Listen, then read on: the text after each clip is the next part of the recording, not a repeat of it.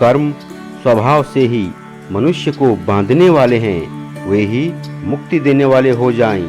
यही वास्तव में कर्मों में कुशलता है।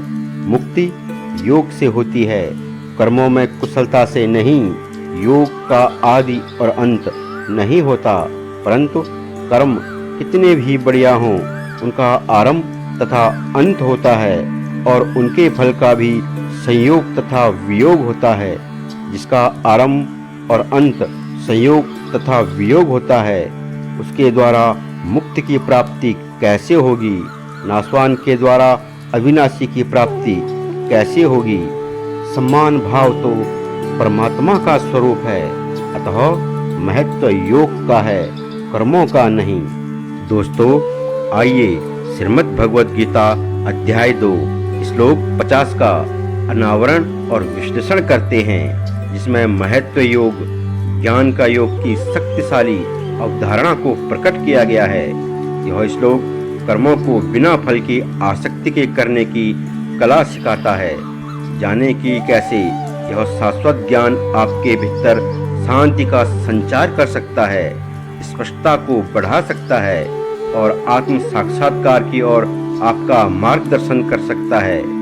चाहे आप गीता के नए छात्र हों या एक जीवन भर के विद्वान, यह गहन विश्लेषण आपकी आध्यात्मिक यात्रा को समृद्ध करेगा। और अधिक ज्ञानवर्धक सामग्री के लिए सब्सक्राइब, लाइक और शेयर अवश्य कीजिए। बुद्धि युक्तो जहातीह उभे सुकृत दुष्कृते तस्माद्युगाय युजस्व योगः कर्मसु कौशलम्।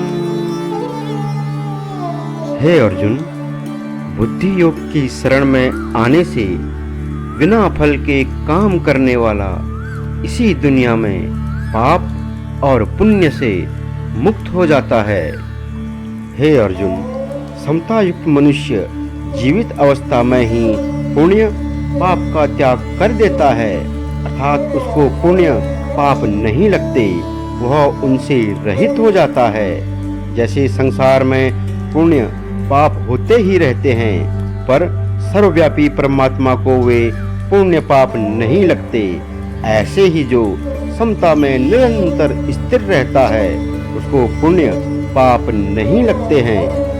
भगवान श्री कृष्ण समझाते हैं कि बिना किसी व्यक्तिगत स्वार्थ और लोभ के काम करने से हमारे काम की गुणवत्ता कम नहीं होती, बल्कि हम पहले से भी अधिक कुशल बन जाते हैं।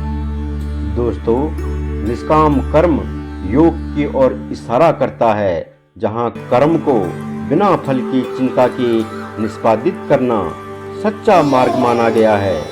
इस संदर्भ में एक उदाहरण के तौर पे, जैसे एक सर्जन का कार्य केवल अपनी जिम्मेदारी निभाना है, न कि परिणामों की चिंता करना।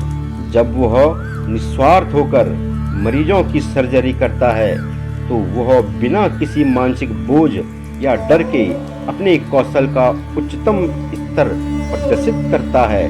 परंतु जब बात उसके अपने बच्चे की होती है, तो परिणामों के प्रति उसकी आसक्ति, अपने बच्चे के जीवन को लेकर चिंता उसके मानसिक संतुलन को बिगाड़ देती है, जिससे उसकी कार्य क्षमता कम हो जाती है। यह दृश्य हमें यह सिखाता है कि जब हम अपने कर्तव्यों का पालन बिना परिणामों की चिंता के करते हैं, तब हम अपनी पूरी क्षमता से कार्य कर सकते हैं। लेकिन जब हम परिणामों से जुड़ जाते हैं, तो हमारी क्षमता और कार्यकुशलता प्रभावित होती है। यह जीवन के हर क्षेत्र में लागू होता है, चाहे वह पेशेवर कार्य हो या व्यक्तिगत संबंध।